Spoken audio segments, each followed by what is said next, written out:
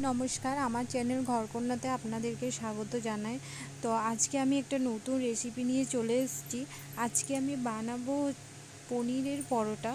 তো চলো, এবার আটা নিয়ে নিয়েছি, আটাতে অল্প পরিমাণ মতো লবণ দিয়ে নিয়েছি।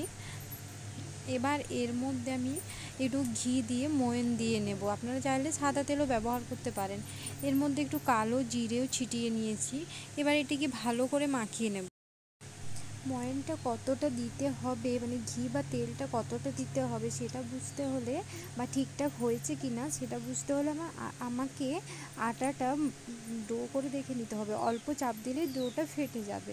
এরপর আমি অল্প অল্প জল দিয়ে আটাটা ভালো করে মাখিয়ে নেব।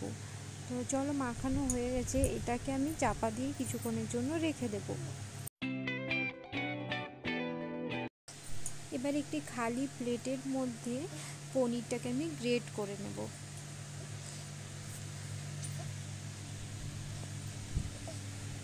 তো পনির গ্রেট করে নিচ্ছি, পনির গ্রেট করা হয়ে গেছে। এটার মধ্যে অল্প পরিমাণে লবণ মাখিয়ে নেব। আর যদি এটা বড়দের জলখাবার আপনি বানান তাহলে এর মধ্যে লঙ্কাও মিশাতে পারেন। তো আমি যেহেতু বাচ্চার জন্য বানাচ্ছি সেই জন্য আমি লঙ্কা দিচ্ছি না।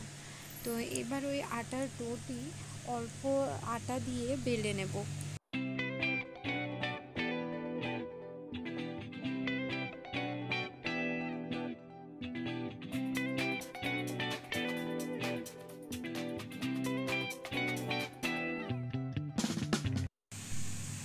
আটাটাকে ঠিক এইভাবে বেলতে হবে, মানে মোটাও রাখিনি আবার খুব পাতলাও রাখিনি।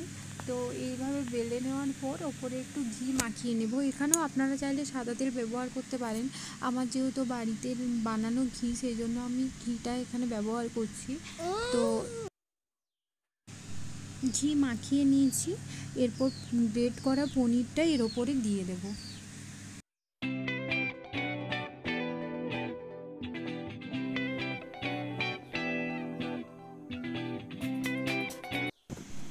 এবার এটাকে দুপাশ থেকে ভালো করে মুড়িয়ে নেব যাতে পনিরটা বেরিয়ে না যায়। এরপর মাঝখানে ফোল্ড করে দেব। তো এতে কি হবে, পনিরটা বেরিয়ে যাবে না বাইরে। এবার এটিকে অল্প অল্প করে চাপ দিয়ে ভালো করে বেলে নিতে হবে। এবার বেলা হয়ে গেছে, এবার একটি প্যান গরম করে তার মধ্যে পরোটাটি ভেজে নেব।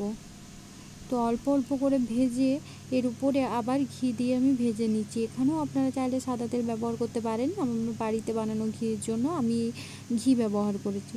তো চলো, এপিট ওপিট ভালো করে ভেজে নিলেই আমাদের ছানার পরোটা তৈরি হয়ে গেল। ভিডিওটি ভালো লাগলে অবশ্যই লাইক কমেন্ট শেয়ার করে দিও এবং চ্যানেলটি সাবস্ক্রাইব করে দিও। ধন্যবাদ।